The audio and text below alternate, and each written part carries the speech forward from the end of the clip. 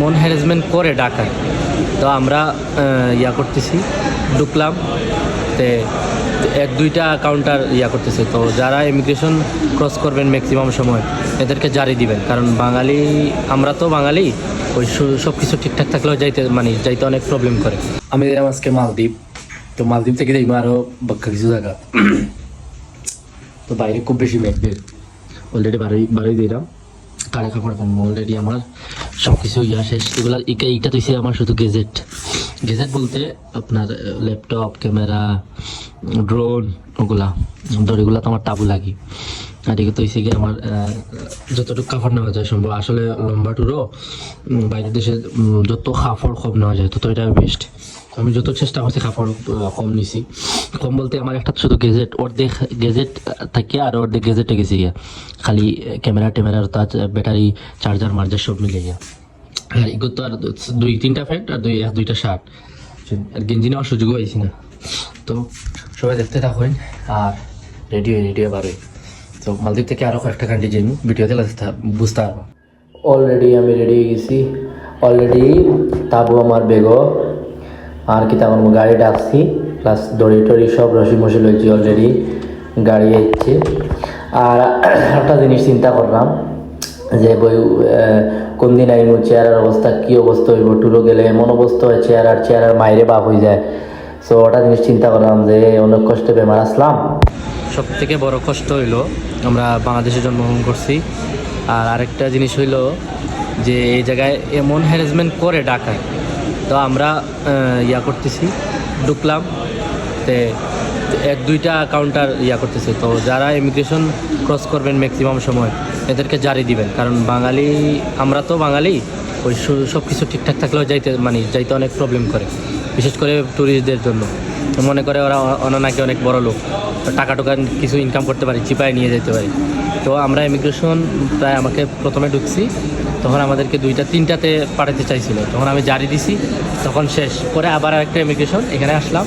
তারপরে আপনার আসার পরে এখানে আরেক 2-5 সময় 10 থেকে 15 মিনিট আমাদেরকে চাইছিল হ্যারাস করতে, পারে নাই, তখনই আমি আবার জারি দিছি। তো এখন আমাদের ফ্লাইট আবার ঢিলা। ফ্লাইটটা হয়েছে আপনার 12টায় যাওয়ার কথা ছিল, এটা এখন যাবে সন্ধ্যা 6টা ইয়াতে। চিন্তা করেন, এরা ইমেলও করে নাই, কিচ্ছু করে নাই, বাট ফ্লাইটটা ডিলে করে দিয়েছে। এখন আমরা এয়ারপোর্টে ঘুরতেছি পাগলের মতো। মানে বাংলাদেশের সিস্টেম এতটা খারাপ, এটা ওই যারা ট্রাভেলিং করেন বা ঘুরেন, এরা যদি ঘর থেকে না বের হন তাহলে বুঝতে পারবেন না। বের হন, দেখেন দেশের কী বাজে হাল, বাজে অবস্থা এয়ারপোর্টে। সব থেকে মজার বিষয় হলো আমরা এখানে রেস্টুরেন্টে ঢুকছি আর কি। প্রথমে ভাবছিলাম যে রেস্টুরেন্টের মেনু থেকে দৌড় দিতে হবে, মানে একটা ল্যাপটপের ব্যাগ কিনতে গেছিলাম, এটার দাম নাকি $100।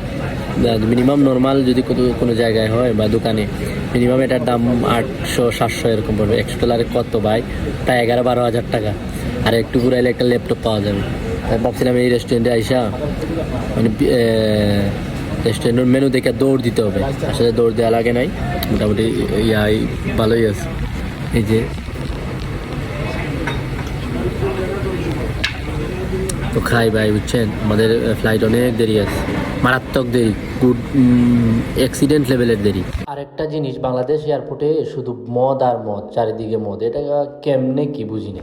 তো মারতে উঠে গেলাম শ্রীলঙ্কার বিমানও, বাট অলরেডি আইছি আমরা মালদ্বীপ। তো বিষয়টা হচ্ছে ইনো কিচ্ছু নাই, বিষয়টা হচ্ছে আমরা মাঝখানে এক রাত শেষ হয়ে গেছে। শ্রীলঙ্কা ফ্লাইট দিছে না, বাদে রাত রাখছে, খাওয়াইছে। আবার 4টার সময়, ভোর 4টার সময় আবার প্লেনে উঠাইছে, মানে ইমিগ্রেশন আনছে আবার ওদের দায়িত্বে।